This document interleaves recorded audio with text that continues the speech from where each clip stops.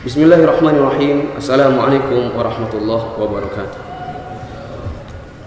Alhamdulillahirabbil alamin. Wassalatu wassalamu ala asyrafil anbiya'i wal mursalin wa ala alihi wa sahbihi ajmain. Bapak dan Ibu sekalian yang dirahmati Allah Subhanahu wa taala. Setiap hari kita berdoa kepada Allah Subhanahu wa taala minimal 17 kali dalam setiap hari, yang doa itu berbunyi ihdinas siratal mustaqim. Ya Allah, tunjukilah kami jalan yang lurus. Apabila dengan menghadiri pengajian ini selama sudah 15 minggu kita duduk di sini, lalu kemudian ada hal-hal yang sekiranya kemarin salah, lalu kemudian akhirnya kita tahu mungkin itu adalah bentuk dari perwujudan atau pengabulan Allah Subhanahu wa taala terhadap doa itu. Selama ini kita tidak tahu kalau ternyata riba itulah dosa, misalkan. Sekarang sudah tahu, walaupun kemudian ada berat hati untuk meninggalkannya pada waktu yang sementara ini, maka ketahuilah bisa jadi Allah Subhanahu wa taala sedang menunjuki kita pada jalan yang lurus, mengabulkan doa kita yang kita baca setiap hari dalam sholat yang minimal 17 rakaat itu. Jadi jangan katakan misalkan, aduh berat sekali. Berat memang untuk menjalankannya, tetapi harus ada tekad untuk bisa mengamalkannya. Kemarin tidak pernah tahu kalau ternyata pakai jimat itu tidak boleh. Harus ada tekad untuk segera melepaskan jimat itu, dibakar, dimusnahkan, lalu kemudian bertauhid kepada Allah, meminta segala sesuatu hanya kepada Allah. Kalau selama ini bergantung pada kuburan-kuburan, setiap kali ingin naik jabatan datang ke kuburan, ingin cari rezeki datang ke kuburan. Setelah tahu lalu kemudian itu tidak boleh, maka segera tinggalkan.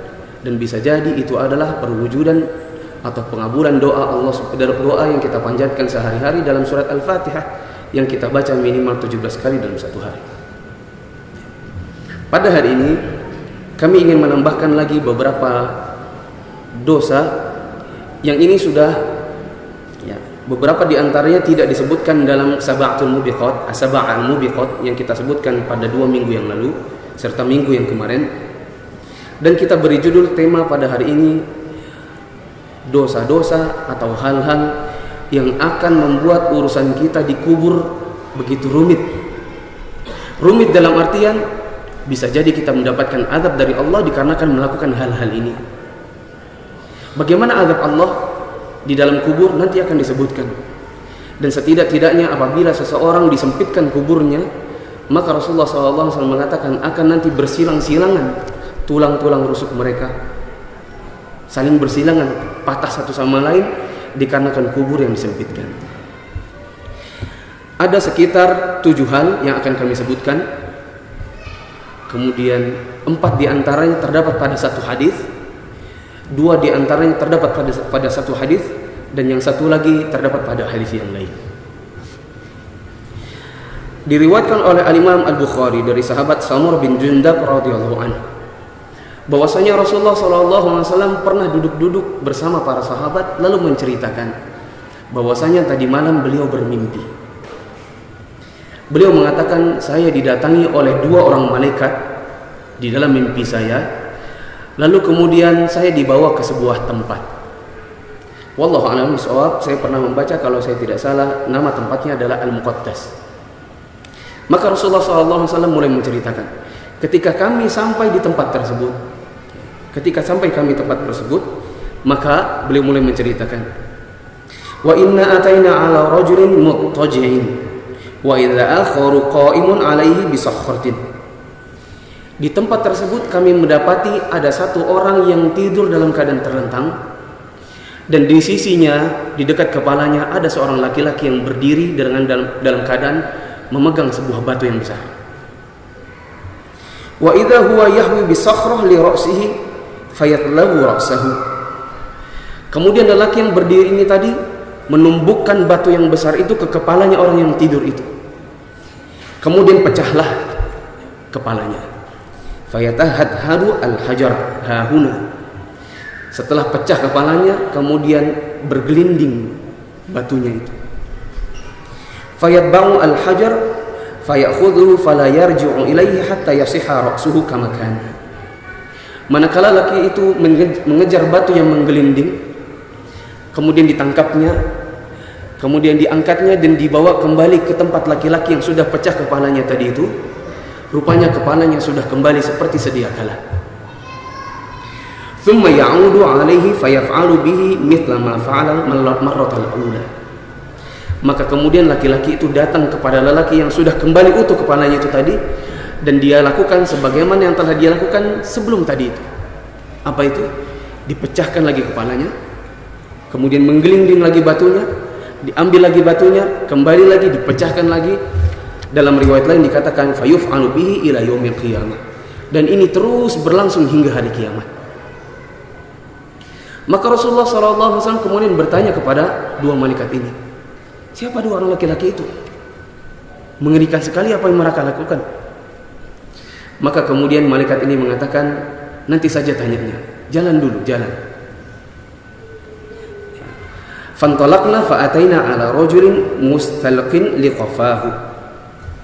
Maka kami pun berjalan, lalu kemudian sampailah kami ke sebuah tempat, dan di sana ada orang yang sedang terlentang menghadap ke atas.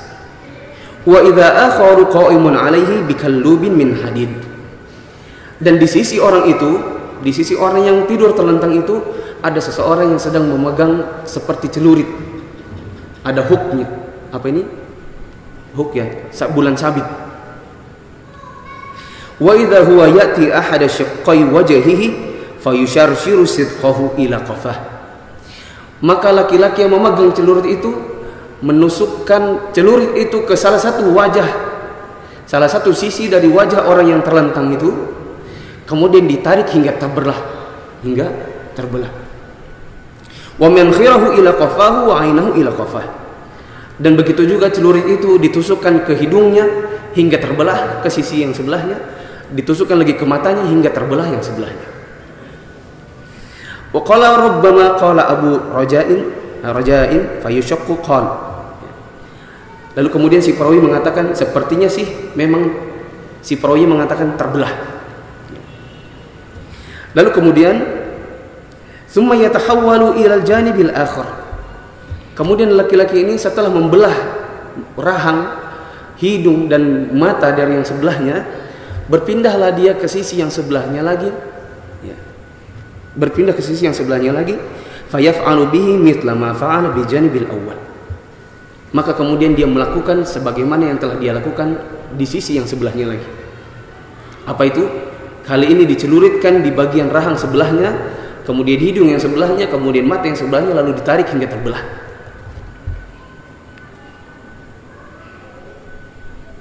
Fama yafrughu min dzalikal janib hatta yasihha dzalikal janib kama kan.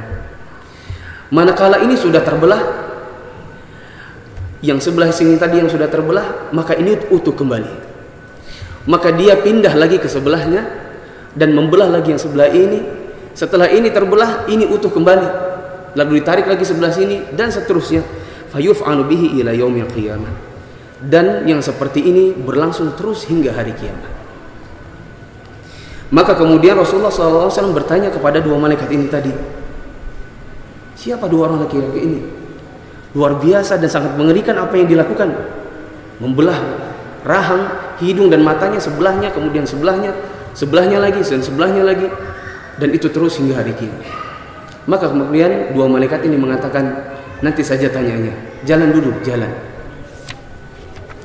Fantalaqna fa'ataina ala mithli tan-nur. Lalu kemudian kami berjalan dan sampailah kami ke sebuah tempat yang di situ ada bangunan yang mirip tanur. Tanur itu sebuah bangunan yang mirip cerobong untuk pembakaran.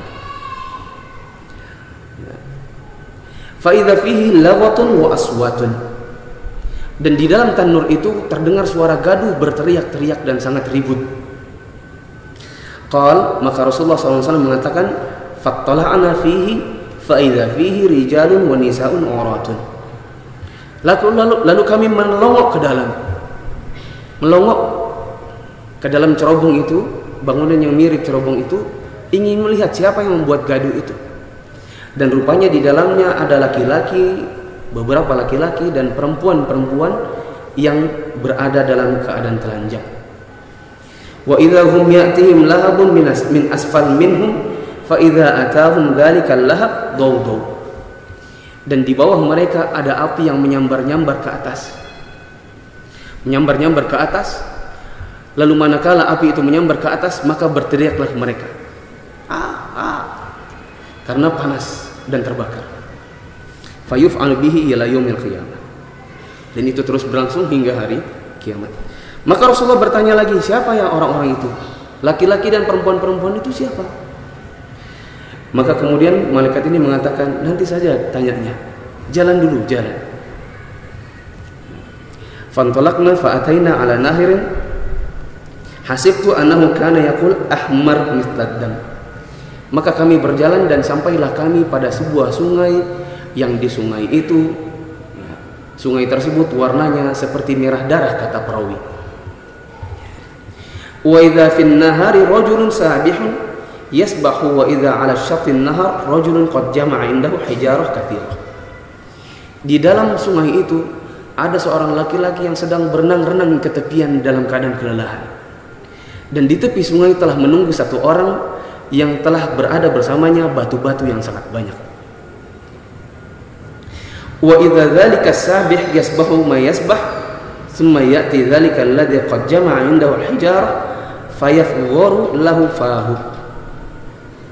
Manakala laki-laki itu sampai ke tepian telah berenang dan sampai dia kepada laki-laki yang sudah menunggu dengan batu-batu tadi itu, maka dibuka paksa mulutnya. Fayulqimu hajaran. Maka laki-laki yang memiliki batu-batu itu tadi menjejalkan semua batu-batu yang dia punya ke mulut orang itu tadi. Fayantaliqu yasbahu thumma yarji'u ilaihi kullama raja'a ilaihi faghara lahu fahu fa'alqamahu hajaran.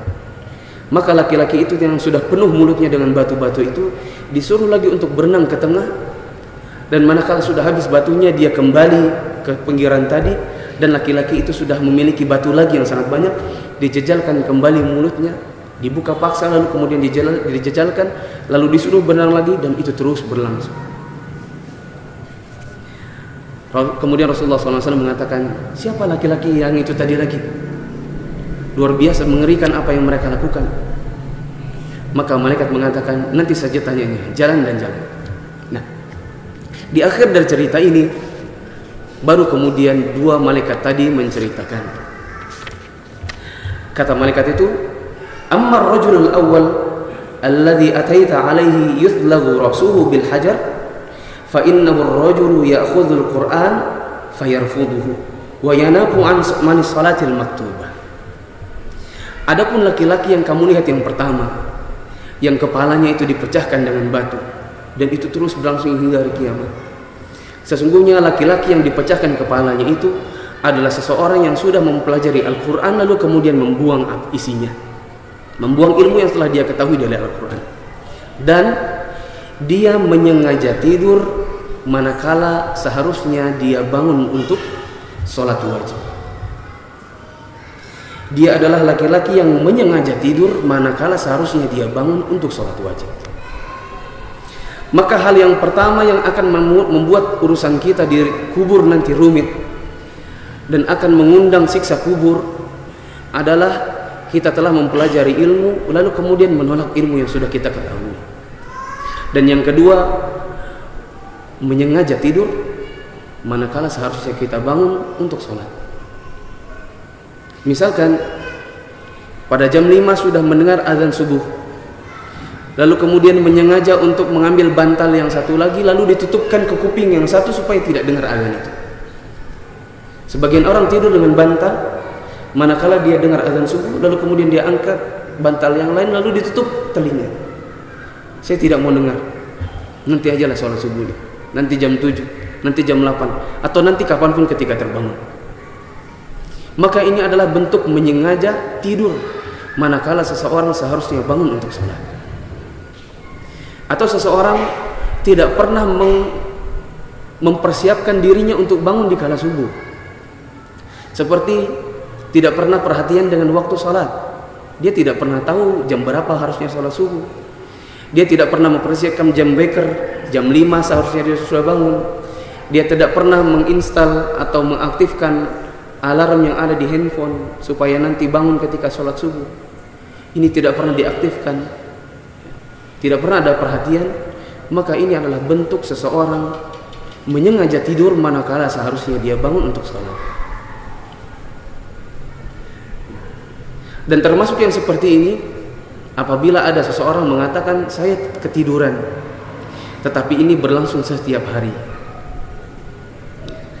Dan sering saya katakan, kalau ketidurannya mungkin hanya sebulan sekali, karena kebetulan ada pekerjaan lembur, sampai jam 1 malam belum tidur, jam 2 pagi masih ada di kantor, dan seterusnya, masih ada pekerjaan di jalanan, menjadi polisi misalkan, tadi malam menyergap penjahat. Maka ini bisa jadi pada pagi harinya seseorang ketiduran, dan itu hanya terjadi jarang-jarang. Maka ini adalah bentuk ketiduran. Tetapi apabila ketidurannya hari-hari, maka ini bukanlah ketiduran, tetapi menyengaja tidur. Ada seseorang misalkan pulang dari kerjanya jam 3, lalu tahu nanti 20 menit lagi akan azan asar. Tidur boleh, asalkan menggunakan wecker. Nanti 20 menit lagi saya mau tidur 20 menit saja. Di setel jamnya 20 menit lagi sudah bunyi alarmnya. Kalau ternyata kelewatan, ini ketiduran.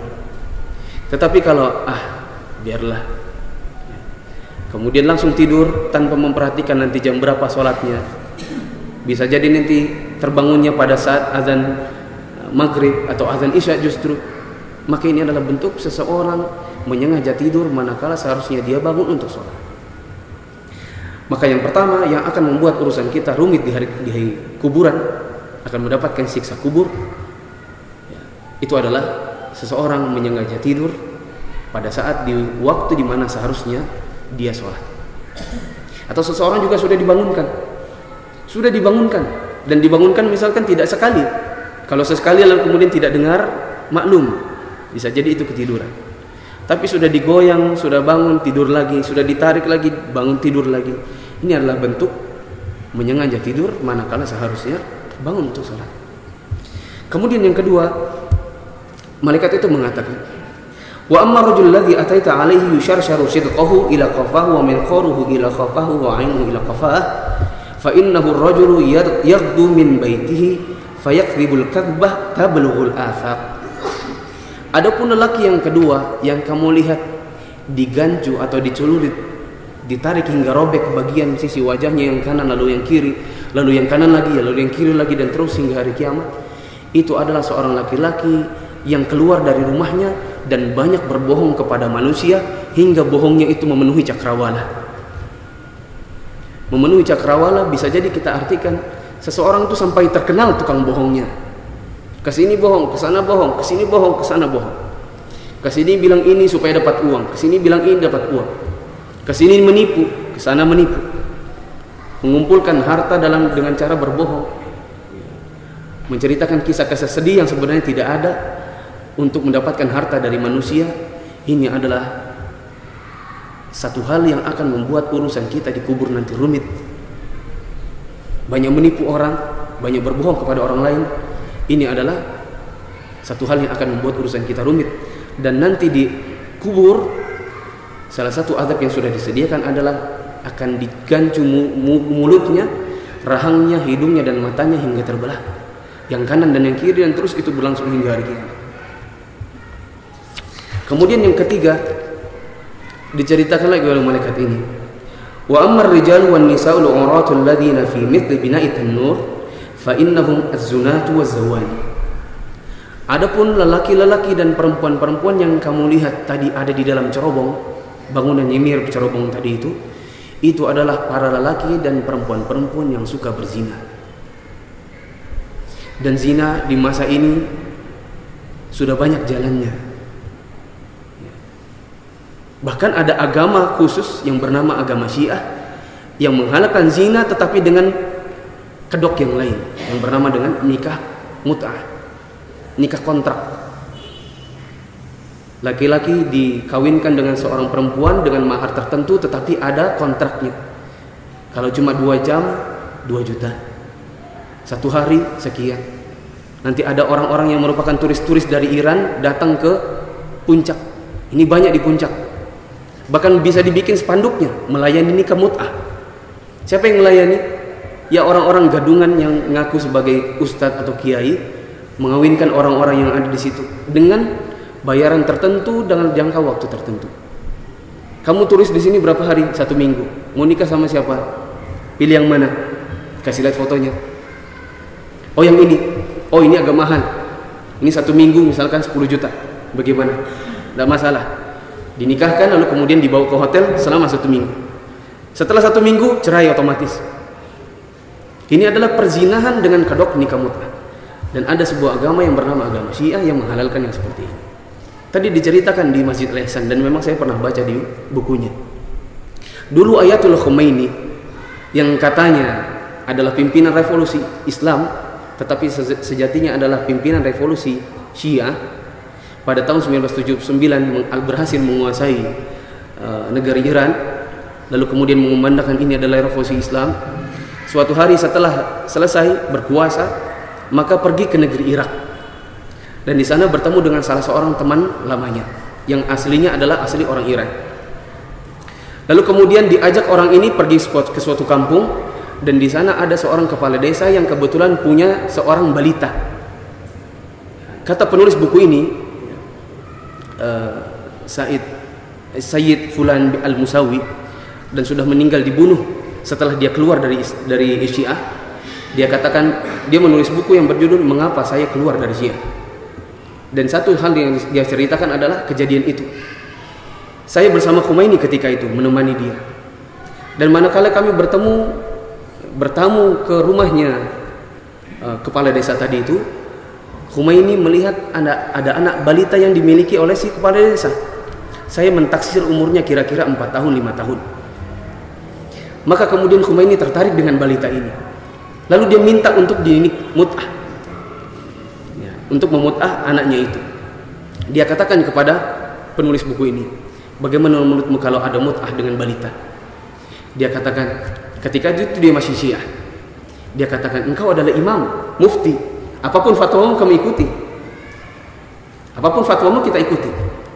Maka dia katakan, tidak mengapa, Taib, saya memut'ah dengan anak ini. Maka dibawalah anak itu ke dalam kamar. Dan kata penulis ini, saya bersama 3 orang berserta dengan si kepala desa yang merupakan bapaknya balita itu, mendengar dari dalam anak itu berteriak-teriak, menangis meronta-ronta.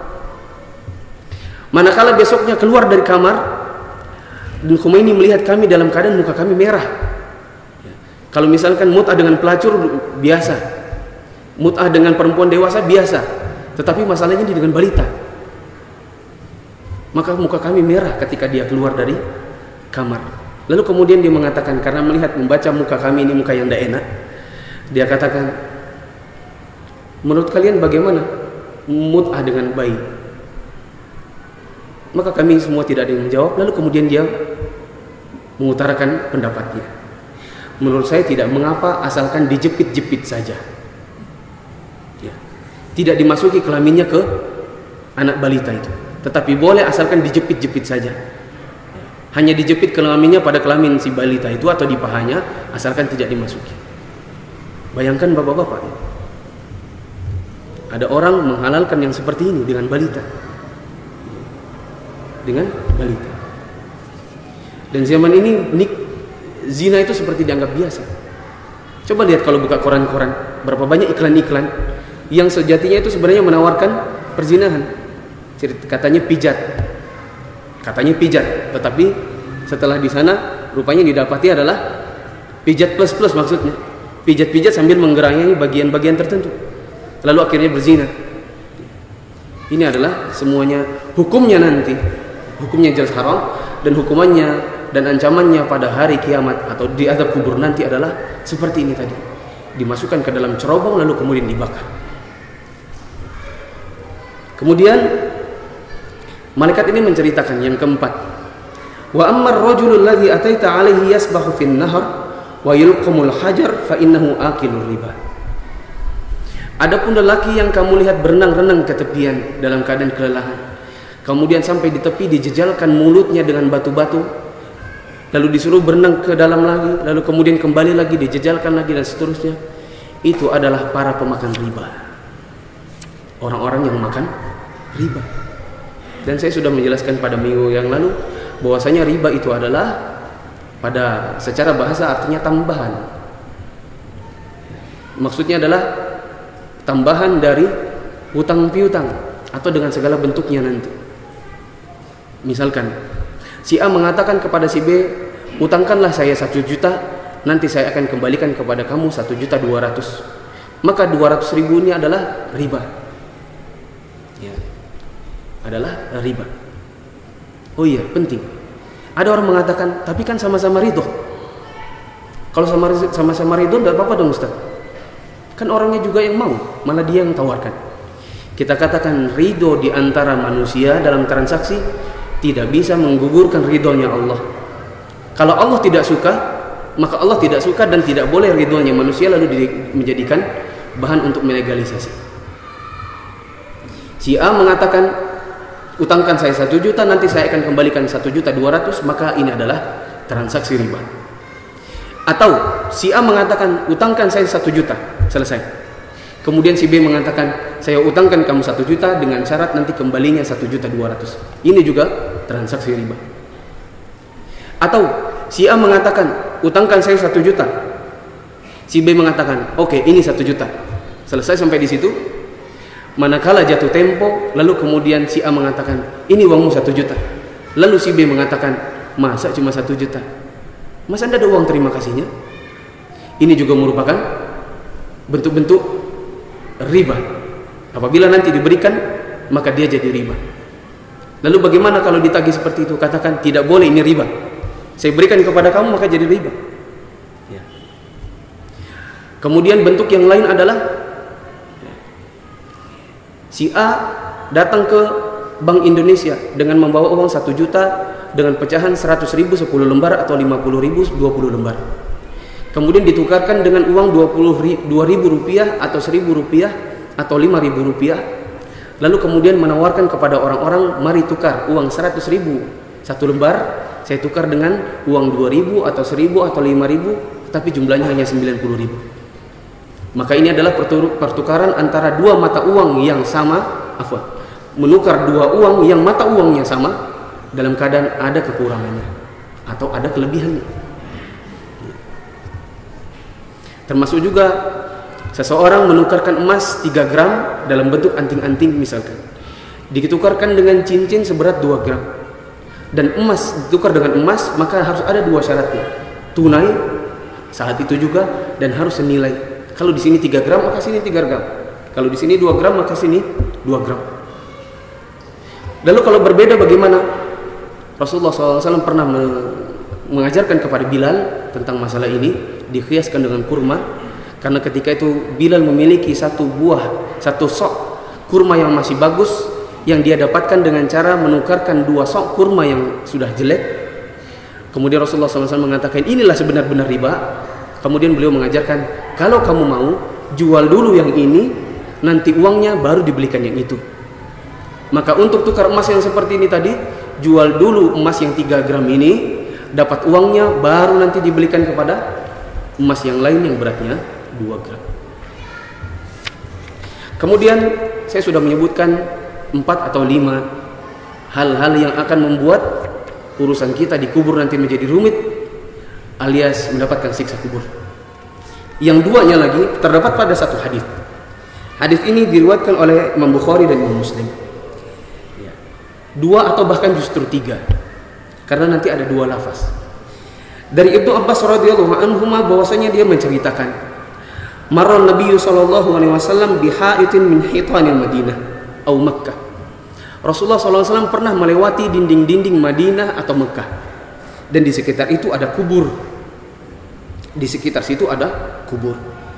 Fasami'a sauta insanaini yu'adzabani fi quburihima. Kemudian ketika melewati kuburan itu, Rasulullah SAW mendengar ada sebuah suara yang di situ terdengar ada 2 laki-laki yang ada di dalam kubur dalam keadaan disiksa, sedang diazab di dalam kuburnya 2 orang ini. Faqala Nabi sallallahu alaihi wasallam, yu'adzabani wa ma yu'adzabani fi kabirin. Kata Rasulullah, orang yang ada di sini dua-duanya diazab, dan mereka tidaklah diazab untuk perkara dosa besar, tetapi mereka diazab dikarenakan perkara yang dianggap mereka sebagai perkara yang remeh. Apa saja? Bala kana ahaduhuma la yastatiru min baulihi. Yang satu ini diazab dikarenakan kalau dia buang air tidak tertutup dari manusia. Tidak tertutup dari manusia. Maksudnya buang air ya kelihatan. Tidak semua sopir, tetapi pasti ada sopir-sopir angkot yang manakala sudah kebelet, misalkan Balikpapan Samarinda, berhenti di tengah jalan lalu kemudian buang air di pinggir jalan dan manusia melihatnya. Atau juga biasanya di kantor-kantor ada toilet-toilet berdiri yang disediakan dan bisa saling melihat satu sama lain. Kadang-kadang sambil pipis berdua sambil bicara. Tadi kamu ngapain? Oh, saya tadi bikin surat ini. Sudah selesai? Belum, dan seterusnya. Sambil buang air. Kadang-kadang, mohon maaf, saya pernah tidak sengaja begitu, tidak sengaja. Di toilet berdiri yang ada di Bandara Jakarta, kebetulan di depannya itu stainless. Ketika kita lewat tidak sengaja melihat auratnya atau kemaluan. Karena stainless memantulkan benda, cahaya benda. Maka ini kita khawatir kalau kemudian ini dianggap nanti oleh Allah Subhanahu wa taala sebagai buang air dalam keadaan tidak tertutup dari manusia. Lalu bagaimana? Diusahakan kalau di kantor ada yang masih dan pasti ada WC yang di dalamnya ada pintunya, bisa di dalam, maka masuk di situ dan jangan sebisanya untuk tidak di toilet yang ada di luar. Kemudian di lafaz yang lain dikatakan lelaki itu kalau buang air dia tidak cebok atau tidak bersuci. Seperti misalkan orang-orang yang tidak mengerti tentang najis, di antara mereka ada yang kalau buang air, setelah buang air kemudian belum diseka belum dicuci ujung kemaluannya, belum diseka dengan tisu atau kertas atau daun atau batu, lalu kemudian langsung dimasukkan ke dalam celananya, hingga tetesan-tetesan yang masih tersisa pada batang kemaluannya kemudian tertetes pada pakaiannya. Akhirnya ketika sholat Allah tidak menerima sholatnya, karena salah satu syarat sah sholat adalah suci dari najis, dan itu adalah najis. Sebagian orang tidak memperhatikan ini, termasuk pada toilet yang berdiri. Saya tidak katakan tidak boleh sama sekali. Kalau di situ ada toilet berdiri, kemudian ada tutupnya, tidak masalah. Seperti di sini dulu terbuka, lalu kemudian setelah disampaikan, alhamdulillah dipasang tirai, berarti tertutup sudah. Nah sekarang permasalahannya kita khawatir kalau kemudian ada orang-orang tertentu yang tidak sengaja, mungkin saking kebeletnya, lalu kemudian najis dari kencingnya itu mantul ke celananya. Sudah waktu azan ya? Itu suara apa? Oh bukan ya? Soalnya bikin ya. Kita khawatir kalau kemudian najisnya terpantul. Bagaimana kalau seandainya terpaksa pipis di situ, kemudian memantul? Maka kalau memantul, dilihat kalau memang ada najisnya, maka celananya harus dicuci. Ya, harus dicuci. Kalau bisa dibuka dulu sementara, maka dibuka, lalu kemudian bagian depannya yang terkena najis itu disiram air sedikit. Tidak perlu untuk mencuci seluruh celananya, cukup pada bagian-bagian yang terkena air kencing. Ya. Tapi kalau tidak bisa dibuka, maka diusahakan untuk dicuci, lalu kemudian dikeringkan. Mungkin ada hair dryer, dryer itu ya, dipencet lalu kemudian mengeringkan celananya. Kemudian Rasulullah SAW menceritakan, adapun yang satu lagi, itu kan tadi yang pertama, dia kalau buang air tidak tertutup dari manusia. Dalam lafaz yang lain, dia kalau buang air tidak bersuci atau tidak menjaga dirinya dari najis. Wa kana al-akharu yamshi bin namimah. Adapun yang satu ini, dia suka sekali namimah, yaitu mengadu domba, memindahkan mulut orang yang satu, bukan mulutnya ya, perkataan orang B dipindahkan ke C, lalu perkataan si C dipindahkan ke B, supaya nanti yang B dan C ini berkelahi. Dan ini banyak sekali terjadi, tidak hanya pada wanita, bahkan Laki-laki pun banyak yang seperti itu. Sudah 4 atau 5, kemudian 2 atau 3. Berarti kira-kira minimalnya adalah 6. Satu lagi adalah yang akan membuat urusan kita nanti dikubur menjadi rumit adalah utang. Utang. Dan banyak berhutang itu tidak diperbolehkan. Berhutang hanya boleh apabila terpaksa. Apa dalilnya? Dalilnya sangat banyak. Rasulullah SAW pernah mengunjungi atau bertakziah ke salah seorang sahabat yang meninggal. Maka kemudian Rasulullah SAW bertanya, la'ala ala sahibukum dain.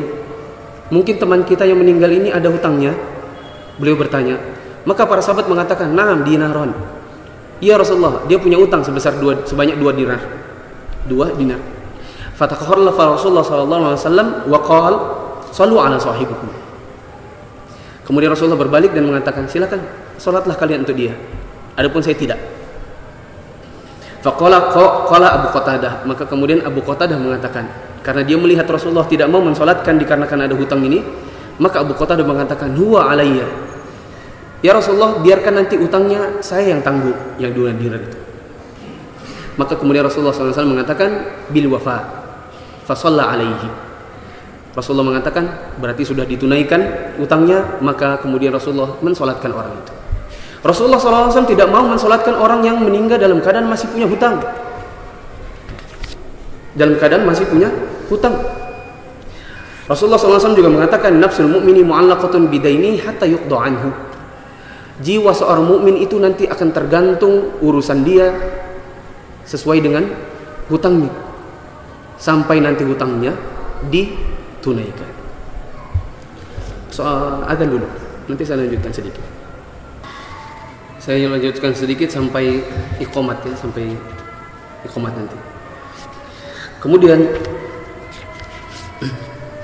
Rasulullah SAW pernah mengatakan, ya, tadi sudah dikatakan, jiwa seorang mukmin itu nanti akan bergantung pada hutangnya sampai dilunasi. Kemudian Rasulullah SAW juga pernah bersabda, inna fulanan ma'surun bidainihi anil jannah, fa in syi'tum fafduhu wa in syi'tum aslimuhu ila adzabillah.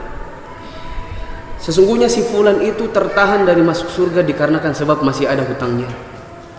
Kalau kalian ingin memasukkan dia ke dalam surga, membantu dia untuk bisa masuk ke dalam surga, maka lunaskan hutangnya. Dan jika kalian enggan, kalau kalian mau, maka tidak usah bayarkannya dan serahkan dia kepada azab Allah. Berarti ini adalah satu hal yang apabila seseorang meninggal dalam keadaan masih punya hutang, kita khawatir lalu kemudian ini menjadi urusan yang rumit bagi dirinya di kubur maupun di hari kiamat. Kemudian Rasulullah SAW mengingatkan, dan ini adalah bentuk hanya ancaman. Ayyuma rajulin yadinu dainan wa huwa mujrimun alla yuwafiyahu iyyahu laqiyallahu sariqan. Siapapun yang berhutang kepada orang lain lalu kemudian ada niat untuk tidak membayarnya, sudah ada niat di dalam hatinya untuk tidak melunasinya, maka nanti dia akan bertemu dengan Allah Subhanahu wa taala pada hari kiamat dalam keadaan statusnya sebagai seorang pencuri. Apabila ada seseorang berhutang lalu kemudian menyengaja untuk ditunda, nanti ajalah dibayarnya, tunggu dia nanti bilang, kok ndak dibayar-bayar sih, lalu saya akan katakan, iya ya, mohon maaf ya. Nanti lama-lama nanti dia akan lupa, atau kadang-kadang mungkin dia akhirnya capek menagihnya, lalu nanti pasti dia akan mengatakan, ya sudahlah, uang yang dulu untukmu saja. Ini ada niat untuk tidak mengembalikan atau membayar hutang, maka orang yang seperti ini nanti akan bertemu dengan Allah di hari kiamat, dan statusnya ketika itu adalah sebagai status orang yang mencuri.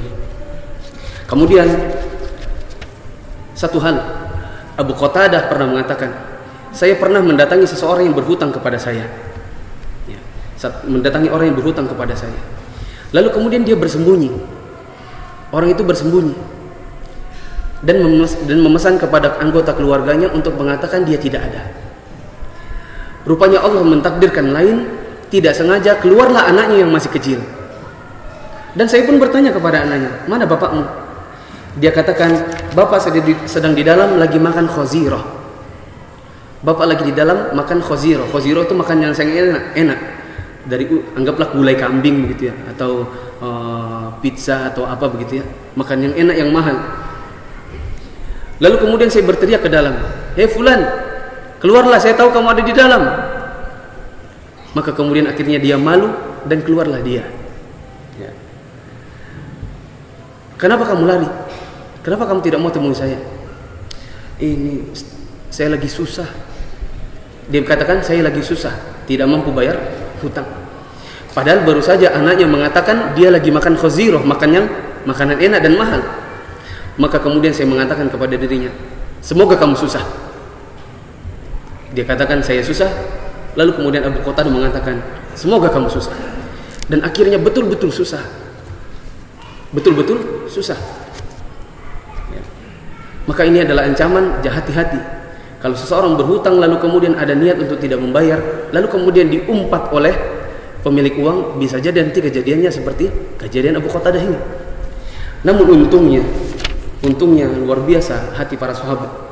Ketika dia mendengar akhirnya laki-laki itu betul-betul hidup dalam keadaan susah, justru Abu Qatadah menangis. Dia katakan, saya menangis, saya sedih dia akhirnya jadi susah. Padahal ketika itu saya pernah mendengar Rasulullah SAW mengatakan, man nafasa an gharimatin aw maha anhu kana fi dhillil arsy yaumal qiyamah. Padahal saya mendengar Rasulullah SAW pernah mengatakan, orang yang melunaskan utang orang lain dan orang yang menghalalkan uangnya pada orang lain untuk diambil saja, tidak dilunasi, maka nanti dia akan dinaungi di bawah arsy-Nya Allah pada hari kiamat.